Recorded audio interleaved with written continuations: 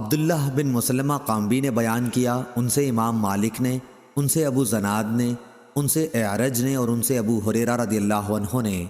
کہ رسول اللہ صلی اللہ علیہ وسلم نے فرمایا، روزہ دوزخ سے بچنے کے لیے ایک ڈھال ہے، اس لیے روزہ دار نہ فحش باتیں کرے اور نہ جہالت کی باتیں، اور اگر کوئی شخص اس سے لڑے یا اسے گالی دے تو اس کا جواب صرف یہ ہونا چاہیے کہ میں روزہ دار ہوں۔ یہ الفاظ 2 مرتبہ کہہ دے،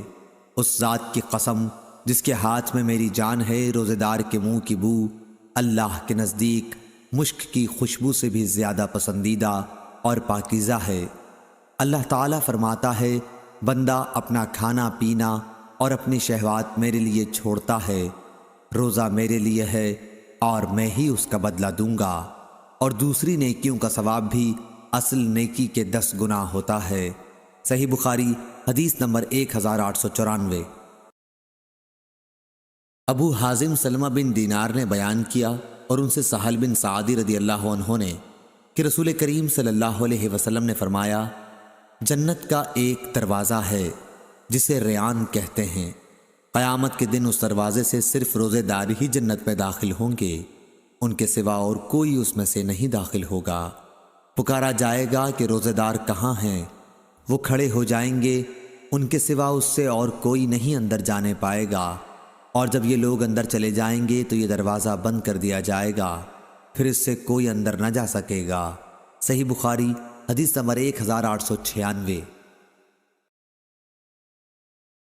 ابن شہاب ظاہری نے بیان کیا کہ مجھے بنو تمیم کے مولا ابو سہیل بن ابی انس نے خبر دی، ان سے ان کے والد نے بیان کیا اور انہوں نے ابو ہریرہ رضی اللہ عنہ کو کہتے سنا کہ رسول اللہ صلی اللہ علیہ وسلم نے فرمایا، جب رمضان کا مہینہ آتا ہے تو آسمان کے تمام دروازے کھول دیے جاتے ہیں، جہنم کے دروازے بند کر دیے جاتے ہیں اور شیاطین کو زنجیروں سے جکڑ دیا جاتا ہے۔ صحیح بخاری حدیث نمبر 1899۔ ابن ابی ذئب نے بیان کیا، ان سے سعید مقبری نے، ان سے ان کے والد کیسان نے اور ان سے ابو ہریرہ رضی اللہ عنہ نے کہ رسول کریم صلی اللہ علیہ وسلم نے فرمایا، اگر کوئی شخص جھوٹ بولنا اور دغابازی کرنا روزے رکھ کر بھی نہ چھوڑے تو اللہ تعالیٰ کو اس کی کوئی ضرورت نہیں کہ وہ اپنا کھانا پینا چھوڑ دے۔ صحیح بخاری حدیث نمبر 1903۔ عطا نے خبر دی، انہیں ابو صالح نے جو روغن زیتون اور گھی بیچتے تھے، انہوں نے ابو ہریرہ رضی اللہ عنہ سے سنا کہ رسول کریم صلی اللہ علیہ وسلم نے فرمایا، اللہ پاک فرماتا ہے کہ انسان کا ہر نیک عمل خود اسی کے لیے ہے مگر روزہ کہ وہ خاص میرے لیے ہے اور میں ہی اس کا بدلہ دوں گا، اور روزہ گناہوں کی ایک ڈھال ہے، اگر کوئی روزے سے ہو تو اسے فحش کوئی نہ کرنی چاہیے اور نہ شور مچائے، اگر کوئی شخص اس کو گالی دے یا لڑنا چاہے تو اس کا جواب صرف یہ ہو کہ میں ایک روزے دار آدمی ہوں، اس ذات کی قسم جس کے ہاتھ میں محمد صلی اللہ علیہ وسلم کی جان ہے، روزے دار کے منہ کی بو اللہ تعالیٰ کے نزدیک مشک کی خوشبو سے بھی زیادہ بہتر ہے۔ روزے دار کو 2 خوشیاں حاصل ہوں گی، ایک تو جب وہ افطار کرتا ہے تو خوش ہوتا ہے، اور دوسرے جب وہ اپنے رب سے ملاقات کرے گا تو اپنے روزے کا ثواب پا کر خوش ہوگا۔ صحیح بخاری حدیث نمبر 1904۔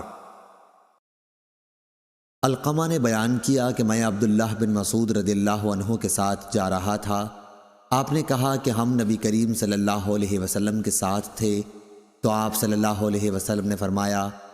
اگر کوئی صاحب طاقت والا ہو تو اسے نکاح کر لینا چاہیے، کیونکہ نظر کو نیچی رکھنے اور شرمگاہ کو بدفعلی سے محفوظ رکھنے کا یہ ذریعہ ہے،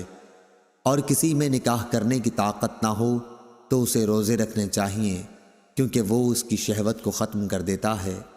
صحیح بخاری حدیث نمبر 1905۔